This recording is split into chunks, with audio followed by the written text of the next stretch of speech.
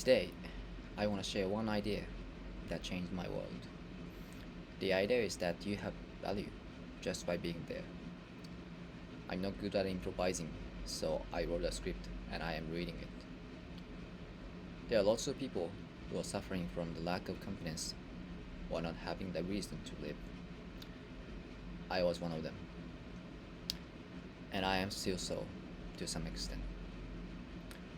I have been suffering from not being able to believe in myself. I actually didn't even know the reason why I was suffering.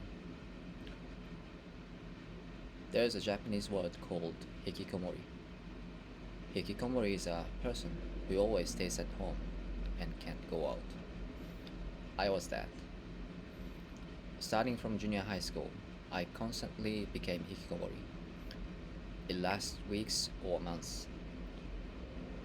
Eventually, time heals me and I go to school again. But it stops at some point and I become hikikomori again. Junior high school, even university. There was no time that I made it without becoming hikikomori. It's because I was too sensitive and vulnerable. I was worried about other people's evaluation too much. Even if 99 people say that I'm nice, if one person say I suck, I forget about those 99 people and can't help but believe in that one person. And there's always someone who dislikes me with no reason, like anyone experiences. So, it was always impossible for me to feel safe. I try to do my best for studying or making friends or all those sorts, and I make it somehow, but it doesn't last. I run out of energy at some point, always. Sorry, always. I run out of energy and I can't go out of the room for no reason. Later on, it turned out it was the depression that comes from an existential insecurity. But I didn't even know that idea until then. It's probably because I was not from the family that knows how to develop and deliver love. Here's an example. My family is composed of me, my parents, my younger sister, and another younger sister. My father was a little bit spoiled guy and didn't know how to manage himself, and sometimes he put his anger on my mother. As a child, I tried to protect her. But here's a sad thing. Whenever I protect her, she goes to the father's side.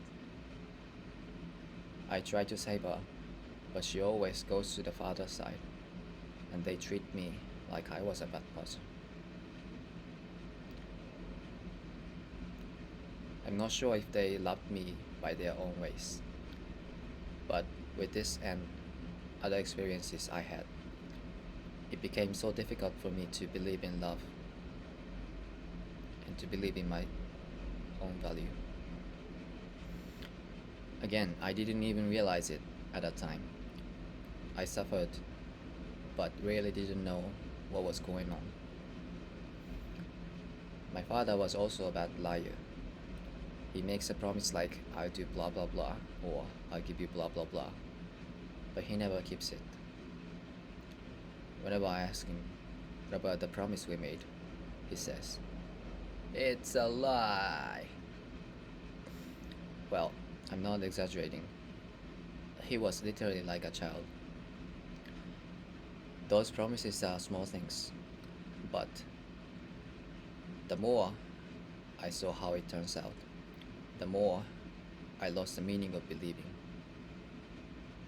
I probably subconsciously thought he doesn't keep promises because I'm not worth it.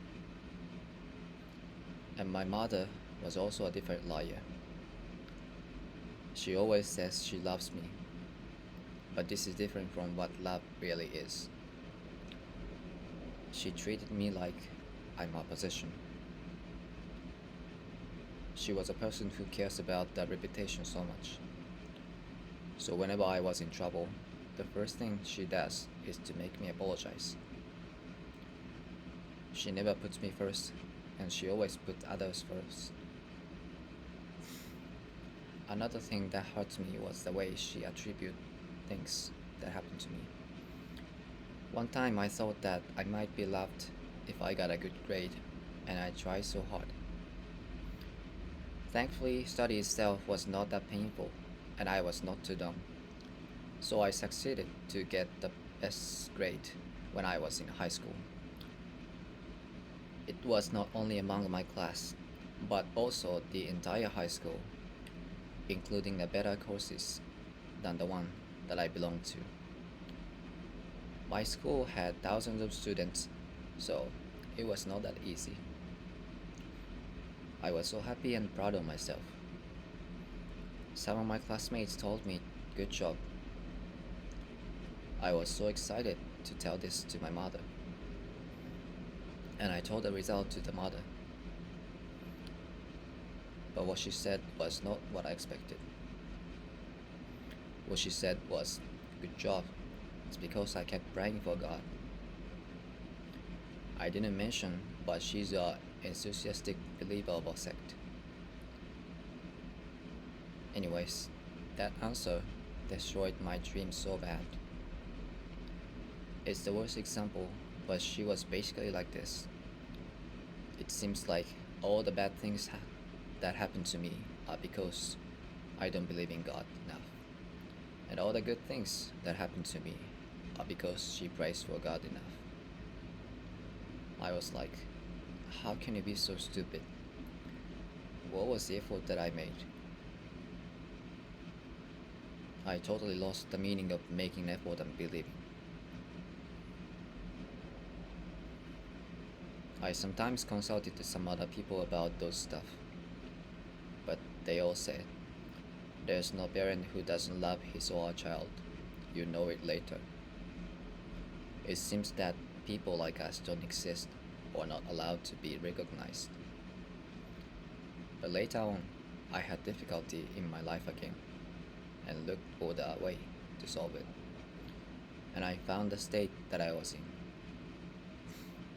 After realizing it, I put so much effort to build the confidence and to raise myself once again.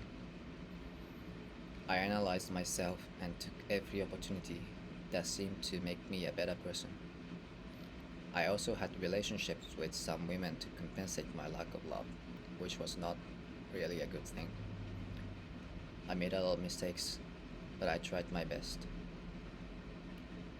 With those efforts and the help from others, thankfully the frequency and the degree of my burnout decreased. But it didn't completely disappear. My fear has been always there with me.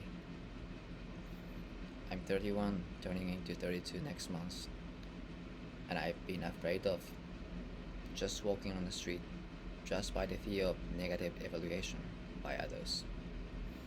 And like a few weeks ago, I became hikikomori again after a long blank because I had a bad romance and a hard situation at work simultaneously. I told my office that I was sick and need a break, but after that, I couldn't reply to any messages from my friends. And two of my friends were worried about it and visited me. I thought it was a good chance and told them my feelings. I told them like my romance didn't work out and I couldn't handle the job properly. I know I shouldn't think like this, but I feel like I'm worthless. They consoled me and said things like, "You're such a nice guy and have accomplished so much regardless of what you experienced."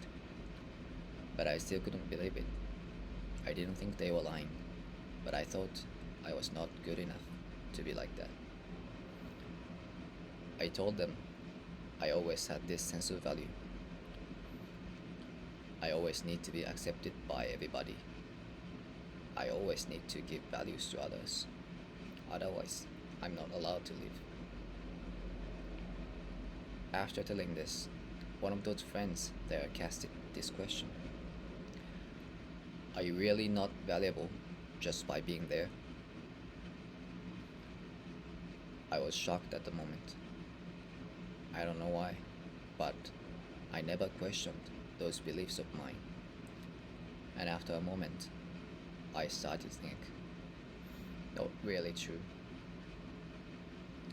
It was impossible to say I'm completely valuable just by existing. But it was also impossible to say I completely have no value just by being there. And after realizing it, my world started to become so calm. The value has always been there. It's just I have been blind. And I think it applies to so many people, especially in this capitalist society. Here, to get money, we have to give value. Otherwise, we would be treated as worthless to some extent. But it's only at the case of society. To get money, yes, we need to give value. But it's different in the case of our value as a human. To value you as valuable, we don't need anything. It's just there are too many obstacles. Commercial ads, those who are influenced by them. There are people who let us down just because they can't be confident with themselves. They may try to let you down. We can't stop it. But don't let them control you. Doubt them. Ask yourself, is it really so?